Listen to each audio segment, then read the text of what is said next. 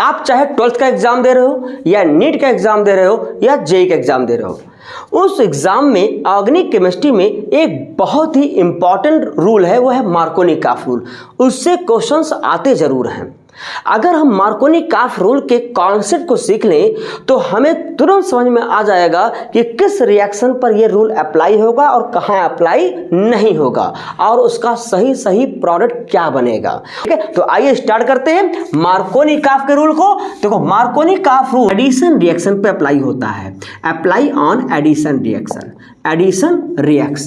Addition reaction. और ये addition reaction किस पर होगा? ऑन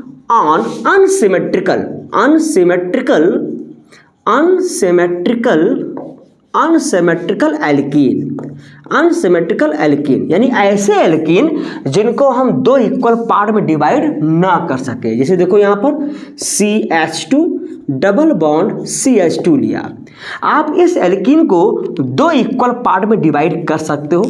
बॉन्ड के बीचों बीच आप चाकू चला दीजिए तो ये दो इक्वल पार्ट में डिवाइड हो जाएगा।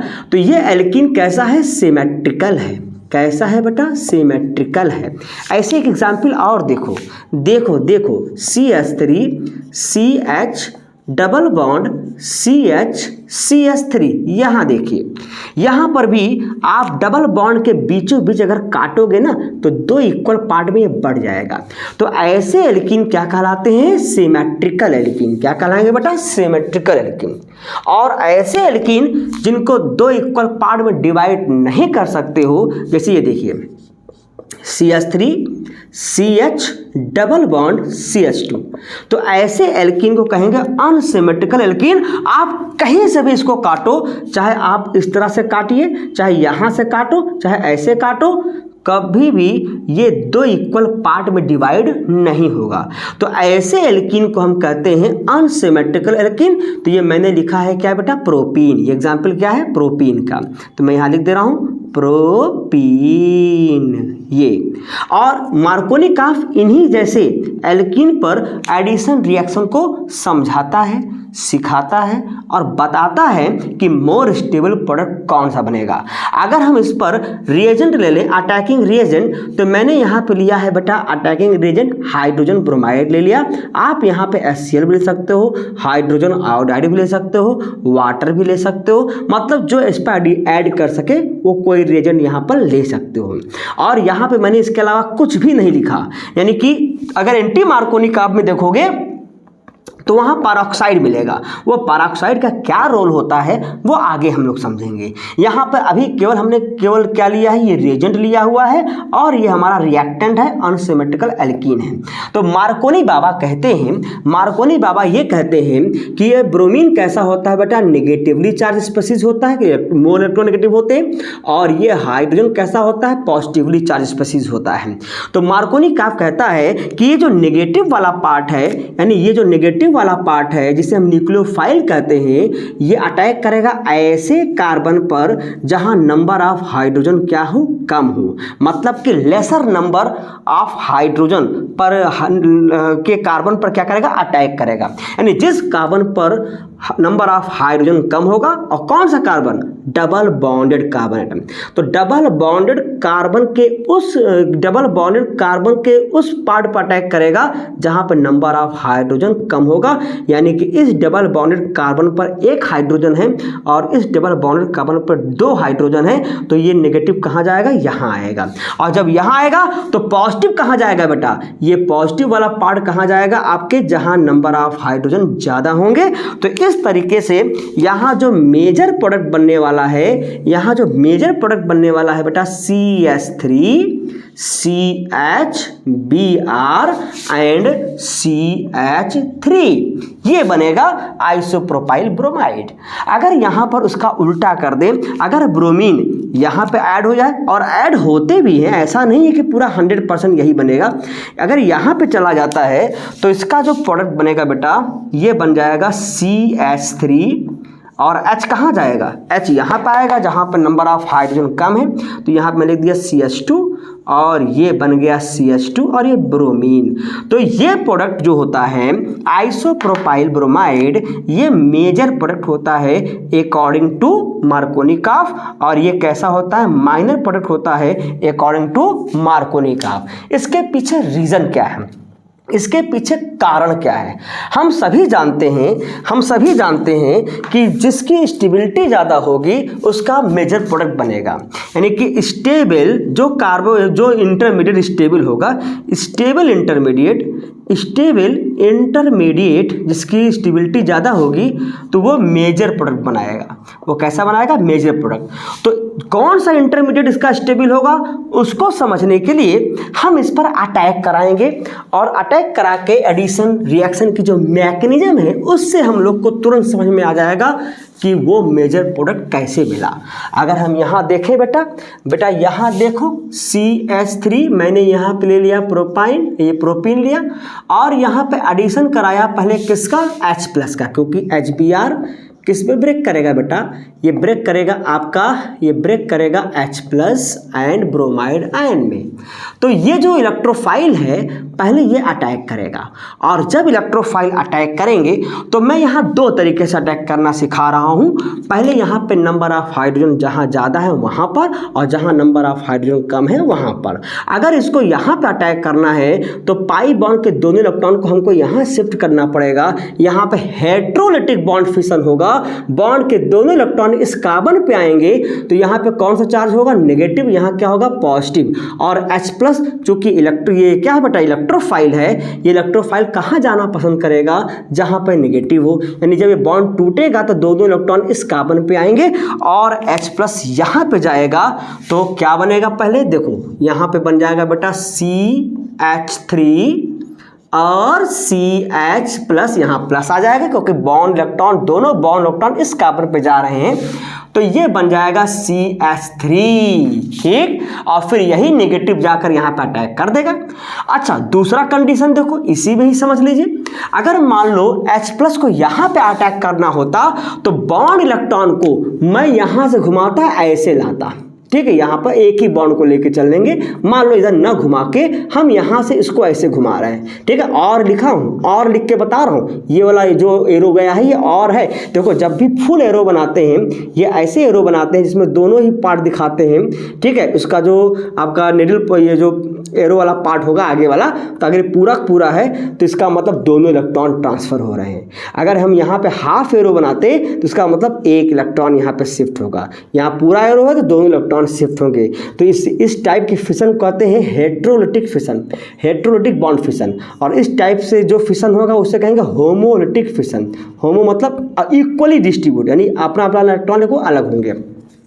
अगर यहाँ पर ये आ गया तो बताओ क्या बनेगा, यहाँ पे बनेगा CH3 CH2, अब यहाँ CH2 हो जाएगा, यहाँ CH2 हो जाएगा, ये हाइड्रोजन आ जाएगा, और इस CH2 पे क्या आएगा बेटा, पॉजिटिव, यहाँ आ गया पॉजिटिव, और यहाँ पे था पॉजिटिव। तो इस तरीके से दो कार्बोकैटायन मिल जाएंगे।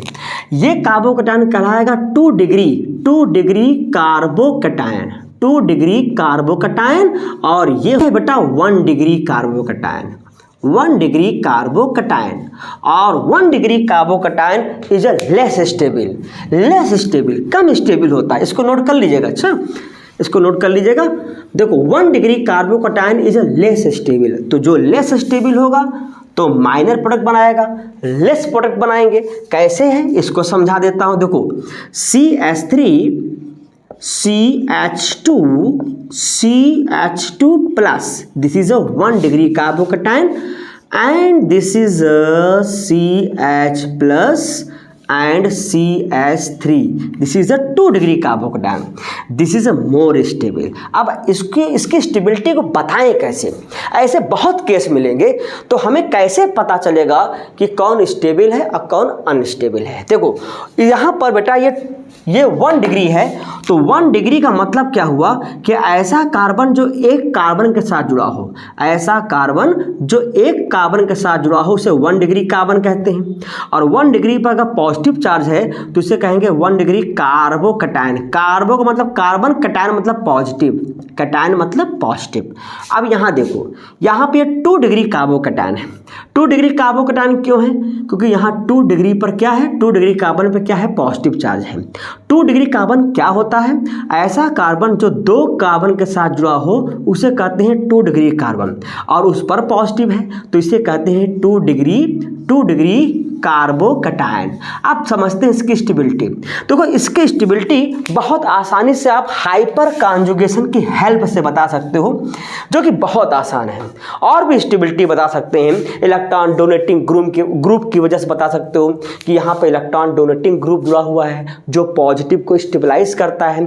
तो जितना ज़्यादा मेथाइल ग्रुप होगा, मेथाइल ग्रुप इस कार्बोकैटायन के साथ जितना ज़्यादा जुड़ेंगे उसकी स्टेबिलिटी उतनी ही ज़्यादा होगी। बट कभी कभी बच्चे इसमें बड़ा कन्फ्यूज कर जाते हैं, तो मैं आपको बहुत आसान तरीका बता रहा हूँ, इसको समझिएगा। देखो ऐसा कार्बन जिस पर पॉजिटिव चार्ज हो बेटा, ये पॉजिटिवली चार्ज कार्बन, तो उस पॉजिटिवली चार्ज कार्बन के अराउंड क्या होते हैं, सिग्मा बॉन्ड होते हैं। यहाँ 3 सिग्मा बॉन्ड है, और जब 3 सिग्मा बॉन्ड हो, सब पर है सिग्मा, 3 सिग्मा बॉन्ड है अराउंड, तो उस पर हाइब्रिडेशन होता है sp2। क्या होता है? sp2 हाइब्रिडेशन होता है। ये मैं बता चुका हूँ कई बार, है ना, पुराने वीडियो में आप देखोगे तो वहाँ मिलेगा, ठीक है। और इस sp2 हाइब्रिड कार्बन के साथ जुड़ा हुआ कार्बन क्या कहलाता है? Alpha carbon. क्या कहलाता है बेटा? Alpha carbon. ये अल्फा कार्बन, अल्फा कार्बन, ठीक है। तो इस तरीके के अगर अल्फा कार्बन के साथ डायरेक्ट जुड़े हुए हाइड्रोजन है तो ये हाइपर कॉन्जुगेशन में पार्टिसिपेट करते हैं। तो बस आपको क्या करना है, नंबर ऑफ अल्फा हाइड्रोजन गिन लीजिए। जितने ज़्यादा नंबर ऑफ अल्फा हाइड्रोजन, यानी कि number of alpha hydrogen with respect to alpha carbon increase करेगा तो उसकी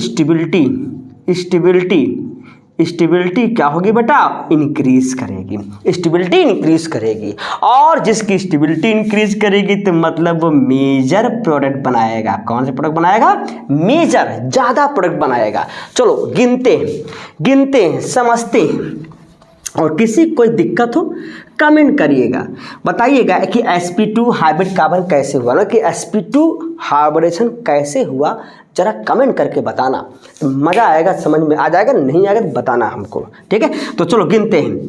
यहाँ पर 1 डिग्री कार्बन है, इसका मतलब इस पर पॉजिटिव चार्ज है, इसका मतलब इस पर कौन सा हाइब्रिडेशन है? sp2 हाइब्रिडेशन है। और sp2 हाइब्रिडाइज्ड कार्बन से जुड़ा कार्बन क्या कहलाएगा? अल्फा कार्बन कहलाएगा। और इस अल्फा कार्बन के साथ कितने हाइड्रोजन जुड़े हुए हैं? 2 हाइड्रोजन है। तो यहाँ टोटल कितने अल्फा हाइड्रोजन हो गए? 2 अल्फा हाइड्रोजन, ठीक है। ये हाइपर कॉन्जुगेशन बहुत डिटेल में है, ठीक है। मैं इसको भी बताऊंगा, इसका वीडियो बनाऊंगा, बहुत इंटरेस्टिंग है, बहुत इंपॉर्टेंट है। अब देखो यहाँ पर इस कार्बन पर भी पॉजिटिव चार्ज है, यहाँ पर भी 3 सिग्मा बॉन्ड है, एक हाइड्रोजन का। तो यहाँ पर भी बेटा क्या है? sp2 है। तो sp2 हाइब्रिड कार्बन के साथ जुड़े कार्बन को क्या कहते हैं? Alpha carbon. यहाँ भी अल्फा कार्बन। बताओ कितने हाइड्रोजन हैं? 3, और कितने? 3, तो कुल मिला के 6 अल्फा हाइड्रोजन। तो जिस कार्बन पर अल्फा हाइड्रोजन, यानी कि जिस sp2 या कार्बोकैटायन के साथ जुड़े हुए कार्बन पर अल्फा हाइड्रोजन जितना ज़्यादा होगा उसकी स्टेबिलिटी उतनी ही ज़्यादा होगी। देखो कितने मज़ेदार तरीके से बता दिया। यही वजह होता है कि टर्सरी ब्यूटाइल कार्बोकैटायन, ये देखो यहाँ पर ये क्यों मोर स्टेबल होता है? अरे बता दो, यही कॉन्सेप्ट लगा दो। ये कार्बोकैटायन है, इस कार्बन पर क्या है? पॉजिटिव चार्ज है। कौन सा हाइब्रिडेशन है? sp2 है। sp2 कार्बन के साथ जुड़ा कार्बन क्या कहलाएगा? Alpha carbon. और कुल कितने हाइड्रोजन है? 3, 6, 3, 9। इसीलिए tertiary butyl carbon is more stable, ठीक है। तो इस तरीके से जब इसकी स्टेबिलिटी ज़्यादा हो गई तो जाहिर सी बात है ये ब्रोमीन कहाँ जाना पसंद करेगा? ये ब्रोमाइड आयन किससे शादी करना पसंद करेगा? जो स्टेबल है। यही तो होता है समाज में भाई, लड़की लड़का क्या देखते हैं? जो स्टेबल हो। खासकर लड़कियाँ उस लड़के को पसंद करती हैं जो स्टेबल हो, ताकि उसको खिला सके, पिला सके, घुमा सके, टहला सके, रोए ना पैसे के लिए, ठीक है। तो इसीलिए ये इस पर जाकर अटैक करेगा। स्टेबल रहेगा, मस्त रहेगा, घूमेगा, टहलेगा, मस्ती से मेजर प्रोडक्ट देगा। और यहाँ पे क्या है बेचारा, ये अनस्टेबल होगा, इसकी स्टेबिलिटी कम होगी, ये इसको ताकेगी, देखेगी, बट स्टेबल नहीं रहेगी। शादी तो इसी से करेगी, 2 डिग्री कार्बोकैटायन से ही, इसीलिए ये प्रोडक्ट क्या होता है, स्टेबल होता है। तो आई होप समझ में आ गया मार्कोनी-काफका का रूल क्या है। बस यही रूल झोंक झोंक के सब जगह लगा दीजिए, आपको समझ में आ जाएगा कि बनने वाला प्रोडक्ट कौन सा होगा। तो अब इसी का एक उल्टा प्रोडक्ट होता है एंटी मार्कोनी-काफ। एंटी मार्कोनी-काफ एक फ्री रेडिकल मैकेनिज्म होती है।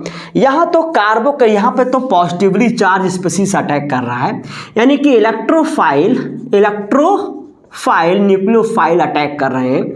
इसका उल्टा जो होता है बेटा एंटी मार्कोनी-काफ, वहाँ पर पैरोक्साइड यूज होता है, और पैरोक्साइड क्या बनाते हैं, फ्री रेडिकल बनाते हैं। और फ्री रेडिकल बनेगा तो वहां इंटरमीडिएट फ्री रेडिकल बनेगा, क्योंकि फ्री रेडिकल ही बनाएंगे। याद रखना, मेरा एक कॉन्सेप्ट है, कैटायन हमेशा कैटायन बनाएगा, एनायन हमेशा एनायन बनाएगा। जैसे कहते हैं ना, जैसा देश वैसा भेष, ठीक है। जैसा अगर पॉजिटिव है तो बनने वाला पॉजिटिव होगा, अगर नेगेटिव है अटैक करेगा तो नेगेटिव बनेगा, अगर फ्री रेडिकल अटैक करेगा तो फ्री रेडिकल बनेगा। तो वहाँ पर फ्री रेडिकल की स्टेबिलिटी देखी जाती है, वहाँ पर फ्री रेडिकल स्टेबिलिटी देखते हैं। इसीलिए एंटी मार्कोनी-काफ में ब्रोमीन वहां जाता है जहां नंबर ऑफ हाइड्रोजन ज्यादा होता है। और ये कब लगाओगे, जब वहां क्या लगेगा, पैरोक्साइड। चलो समझ लेते हैं एंटी मार्कोनी-काफ क्या है। ये बात समझ में आ गया तो कमेंट करिए, कमेंट करके मुझे बताइए कि यस सर समझ में आ गया। अगर नहीं आया तो भी बताइए कि सर ये पॉइंट नहीं समझ में आया, मैं आपके कमेंट का जवाब जरूर देता हूँ, ठीक है। तो चलिए देखते हैं एंटी मार्कोनी-काफ क्या है। अभी आपने देखा मार्कोनी-काफ रूल। मार्कोनी-काफ रूल में नेगेटिव पार्ट कहाँ जाता था, उस डबल बॉन्डेड कार्बन एटम पर जाता था जहां पर नंबर ऑफ हाइड्रोजन कम थे। यहां पे क्या होगा, एंटी मार्कोनी-काफ में बस उसी को उल्टा कर दीजिए। अब यहां नेगेटिव पार्ट जो जाएगा वो वहां जाएगा जहां नंबर ऑफ हाइड्रोजन ज्यादा होगा। मतलब कहने का, जैसे CH3 CH double bond CH2, और आपने यहाँ बेटा ले लिया hydrogen bromide as a reagent, और क्या लिया, पैरोक्साइड बेटा होता क्या है, यहाँ पर ROOR, यानी कि ये जो बॉन्ड होता है इसे कहते हैं पैरोक्साइड। और ये R जो लगा हुआ है एल्काइल ग्रुप हो सकते हैं, फिनाइल ग्रुप हो सकते हैं, कोई बेंजाइल ग्रुप हो सकता है।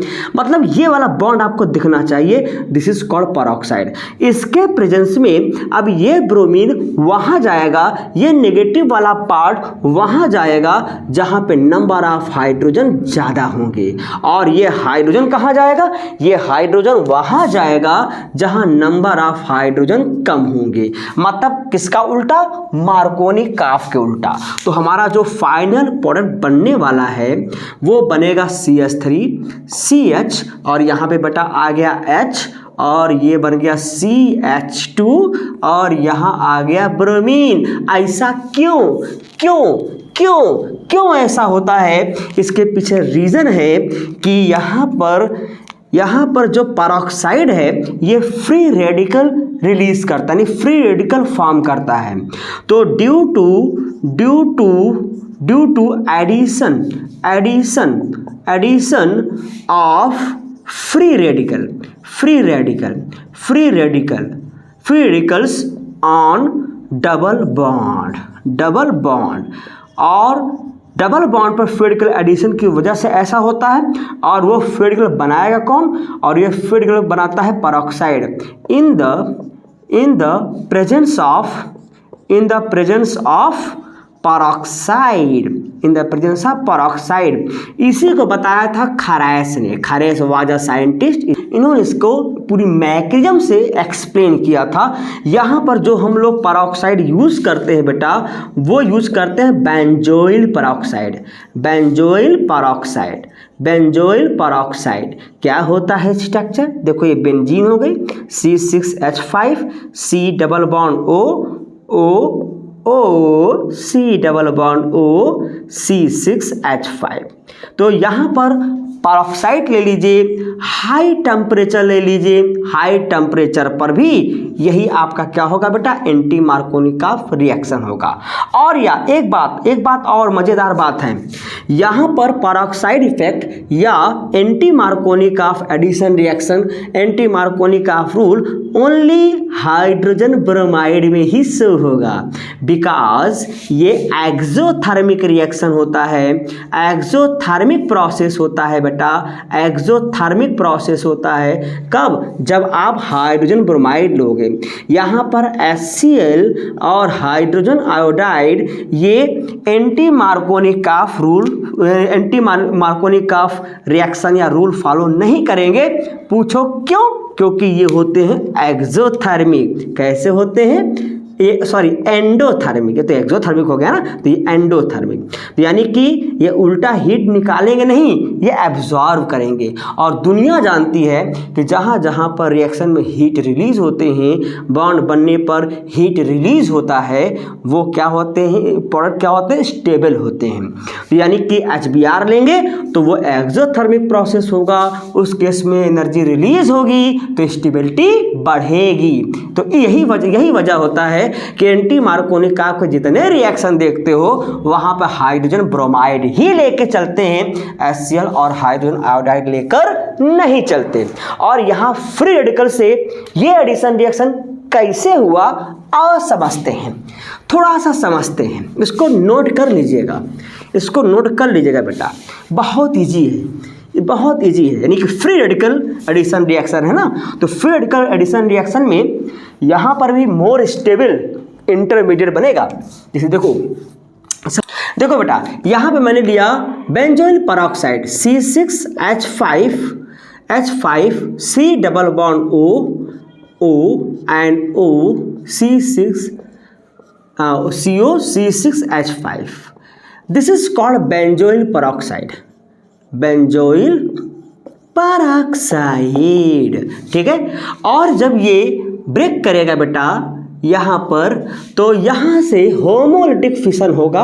होमोलिटिक फिशन में क्या होगा कि बॉन्ड के दोनों इलेक्ट्रॉन इक्वली दोनों एटम के बीच में क्या होगा, डिस्ट्रीब्यूट होंगे। ये जो बॉन्ड में दो इलेक्ट्रॉन है, ये ऑक्सीजन और ये ऑक्सीजन इक्वली ले लेंगे, तो यहाँ पे कौन सा फिशन हो रहा है, होमोलिटिक फिशन, जिस वजह से यहाँ बन जाएगा फ्री रेडिकल। क्या बनेगा, फ्री रेडिकल। ये देखो, एक ये बन गया, एक इलेक्ट्रॉन लेकर। ऐसे ही दूसरा भी यहाँ पे लिख सकते हैं, O and C double bond O, और ये क्या बन गया, C6H5। मैं यहाँ पे 2 लिखकर एक ही लिख सकता था, लेकिन आपको समझाने के लिए दोनों अलग अलग कर दिया। फिर यहाँ पे क्या होगा बेटा, C6H5 C double bond O, और ये O रेडिकल इस ऑक्सीजन पे क्या है, फ्री रेडिकल्स, और ये मोस्ट रिएक्टिव होता है, पावरफुल रिएक्शन होती है इसकी। ये तुरंत स्टेबिलिटी को गेन करेगा, और स्टेबिलिटी कहाँ से गेन करेगा, इस बेंजीन रिंग यानी कि जो कार्बन होगा इसका, उस कार्बन के बीच में कौन सा फिशन होगा, होमोलिटिक फिशन। यहाँ पर फिर से अपने अपने बॉन्ड इलेक्ट्रॉन क्या होंगे, ये अपना ले लेंगे। और देखो हाफ एरो बनाया है, हाफ एरो का मतलब होता है और इलेक्ट्रॉन, मतलब अपने इलेक्ट्रॉन ही लेगा ये, जिससे क्या होगा, जिससे एक कार्बन डाइऑक्साइड बाहर निकल जाएगा।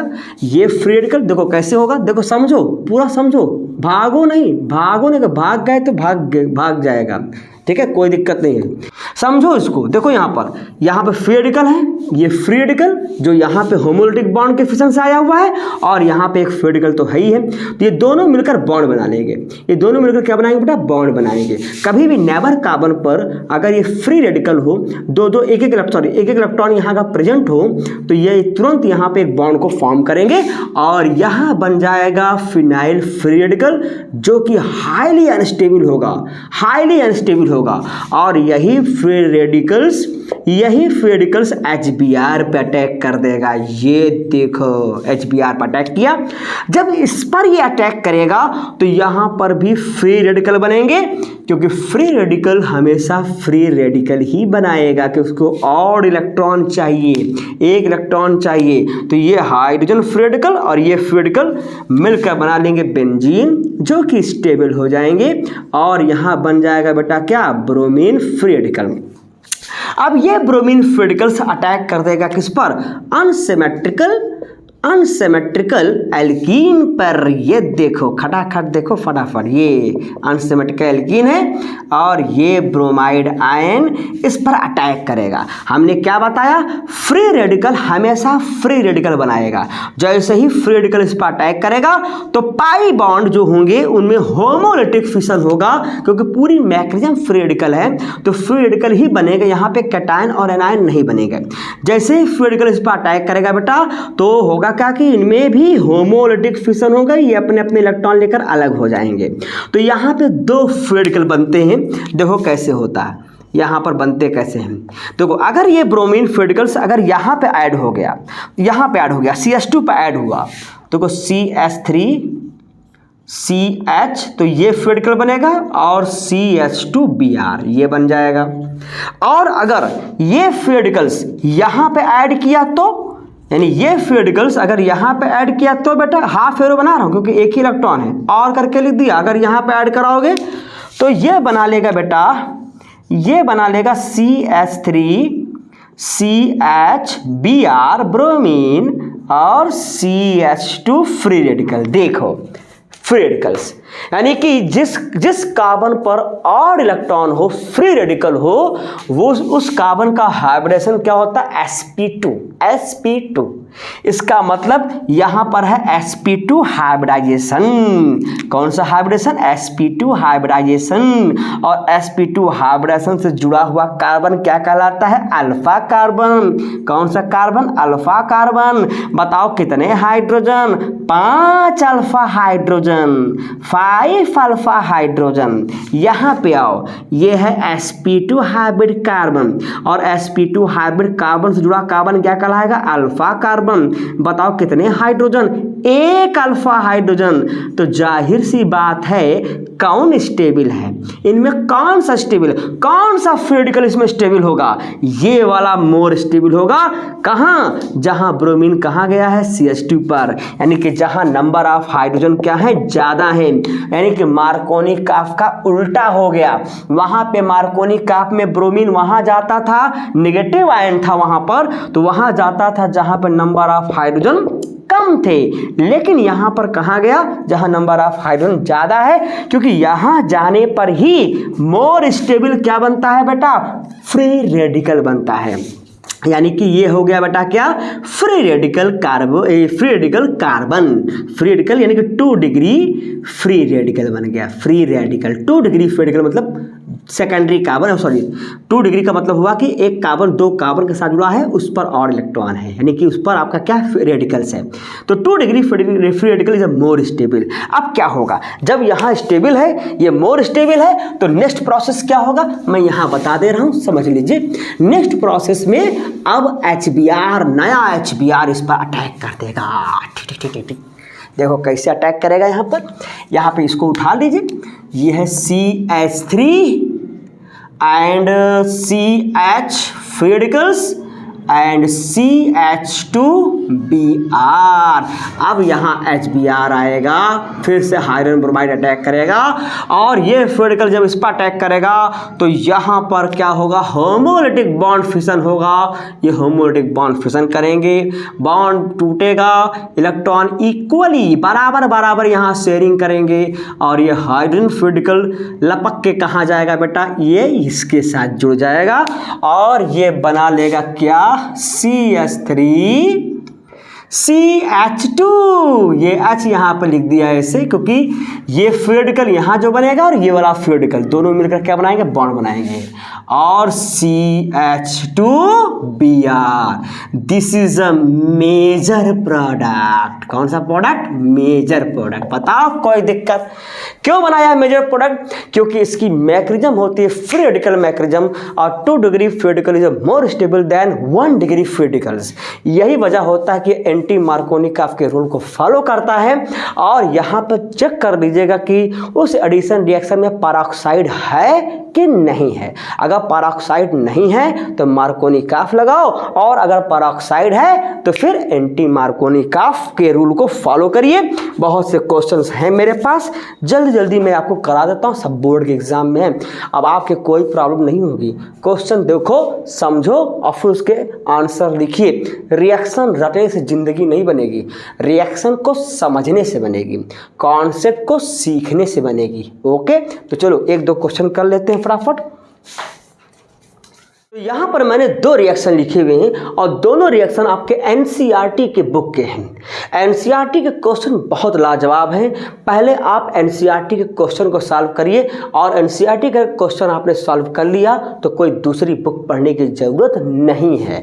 तो देखो यहाँ पे दो क्वेश्चन मैंने उठाया है, इसी क्वेश्चन के बेस पर आप बहुत सारे क्वेश्चन को सॉल्व कर सकते हैं, क्योंकि अब आपका कॉन्सेप्ट क्लियर हो चुका है। तो देखो यहाँ पे हाइड्रोजन ब्रोमाइड है, यहाँ पे कोई पेरोक्साइड नहीं है, यहाँ पेरोक्साइड है। जब कोई पेरोक्साइड नहीं है तो ये किसको फॉलो करेगा, ये मार्कोनिकॉफ के रूल को फॉलो करेगा। यहाँ पे पेरोक्साइड है तो ये किसको फॉलो करेगा, ये एंटी मार्कोनिकॉफ के रूल को फॉलो करेगा। और यहाँ पर भी बेटा क्या है, हाइड्रोजन ब्रोमाइड ही यूज किया गया, हाइड्रोजन ब्रोमाइड। और इस पेरोक्साइड को मैं यहाँ नीचे लिख दे रहा हूँ, पेरोक्साइड को यहाँ पे मैंने नीचे लिख दिया, ठीक है। तो अब बताइए, ये है पॉजिटिवली चार्ज स्पीसीज, ये है नेगेटिवली चार्ज स्पीसीज। तो यानी कि ये जो हाइड्रोजन आयन है, यानी कि हाइड्रोजन है H+ बनेगा, तो ये कहाँ पर अटैक करेगा, ये वहाँ पर अटैक करेगा जहाँ पे मोर स्टेबल कार्बोकैटायन बनाएगा। और मोर स्टेबल कार्बोकैटायन कब बनेगा, जब ये उस डबल बॉन्डेड कार्बन एटम पर अटैक करेगा जहाँ पे नंबर ऑफ हाइड्रोजन ज़्यादा होगा। तभी तो इसका नेगेटिव वाला पार्ट कहाँ जाएगा बेटा, जहाँ नंबर ऑफ हाइड्रोजन कम होगा, क्योंकि यहाँ पे मोर स्टेबल कार्बोकैटायन बनेगा कुछ ऐसे। देखो ऐसे, यहाँ पर देख लो बेटा, समझ लो समझ लो। यहाँ पर ये देखो, ये पॉजिटिव, एक पॉजिटिव चार्ज बनेगा, यहाँ पे हाइड्रोजन तो है ही है, और ये बन जाएगा CH, यानी कि दो हाइड्रोजन तो है ही है बेटा, दो हाइड्रोजन तो पहले से ही है, एक हाइड्रोजन और जुड़ जाएगा और एक कार्बोकैटायन बन जाएगा। इस कार्बोकैटायन के बेंजीन और स्टेबलाइज करेगा, इसीलिए यहाँ पर जाके ब्रोमीन आपका जुड़ जाएगा, तो मेन प्रोडक्ट ये बनेगा, ठीक है। अब यहाँ देखो आ गया पेरोक्साइड। पेरोक्साइड के प्रेजेंस में क्या होता है, पेरोक्साइड के प्रेजेंस में फ्री रेडिकल फॉर्म होते हैं। और फ्री रेडिकल फॉर्म होंगे तो यहाँ पे क्या बनेगा बेटा, पहले ब्रोमाइड फ्री रेडिकल बनेगा, और ब्रोमाइड फ्री रेडिकल वहाँ जाएगा जहाँ पे मोर स्टेबल क्या बनता हो, फ्री रेडिकल, इसीलिए यहाँ पर अटैक करेगा। जिस वजह से ड्यू टू दिस यहाँ पर क्या होगा, ये हो जाएगा CH2, और यहाँ पर बनेगा फ्री रेडिकल, ये बन गया 2 डिग्री फ्री रेडिकल, और CH2 यहाँ पे चला जाएगा, ये सॉरी ब्रोमीन यहाँ पे जाएगा, और जो हाइड्रोजन फ्री रेडिकल होगा वो यहाँ के फ्री रेडिकल्स, यानी ये फ्री रेडिकल और एक हाइड्रोजन फ्री रेडिकल्स, ये आपस में मिलकर क्या बनाएंगे, आपके बना लेंगे डबल बॉन्ड, या फिर नया HBr इस पर अटैक कर देगा।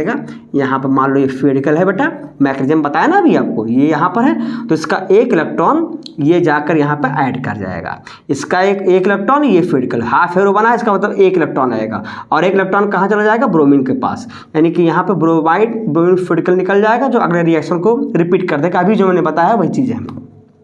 तो इस तरीके से यहाँ पर हाइड्रोजन आ जाएगा, ठीक है। तो ये पूरा प्रोसेस होगा, इसको हटा देता हूँ, समझाने के लिए बताया था। तो इस तरीके से पेरोक्साइड के प्रेजेंस में ब्रोमीन यानी कि नेगेटिव वाला पार्ट कहाँ जाएगा, जहाँ पर नंबर ऑफ हाइड्रोजन ज़्यादा होगा, और पेरोक्साइड नहीं है तो ब्रोमीन कहाँ जाएगा, जहाँ नंबर ऑफ हाइड्रोजन कम होगा, एक मोटे तौर पर। बाकी तो मैकेनिज्म में मैंने आपको बता दिया। तो आई होप आपको मार्कोनिकॉफ और एंटी मार्कोनिकॉफ या खराइस इफेक्ट ये समझ में आ गया। अगर आपको चीज़ समझ में आ गई, आपको वीडियो अच्छा लगा तो चैनल को सब्सक्राइब जरूर करिए और इस वीडियो को शेयर करिए ताकि बहुत से लोगों को इसका फ़ायदा मिल सके। तो ऐसे ही मैं आपको और पर डे मतलब समझ लीजिए कि पर डे ऐसे वीडियो में लेके आऊँगा। जैसे आपके एग्ज़ाम नज़दीक आने वाले हैं तो वहाँ पर बहुत हेल्प मिलने वाला है। और ये सब PYQ के क्वेश्चन होते हैं। PYQ के क्वेश्चन जो होते हैं प्रीवियस ईयर के जो क्वेश्चन होते हैं बेटा वो कॉन्सेप्ट सॉल्व होंगे। आप क्वेश्चन पढ़ के एग्ज़ाम नहीं दे सकते जब तक कि उस क्वेश्चन का कॉन्सेप्ट नहीं क्लियर है। तो ये जो क्वेश्चन से पूछे गए हैं आपके एनसीईआरटी से भी है, एनसीईआरटी से आए हुए क्वेश्चन जो आपके एग्जाम में आया हुआ है, तो ऐसे प्रैक्टिस आप करते रहिए। ठीक है, तो मिलते हैं नए वीडियो में और बहुत ही बेहतरीन तरीके से सीखते हैं।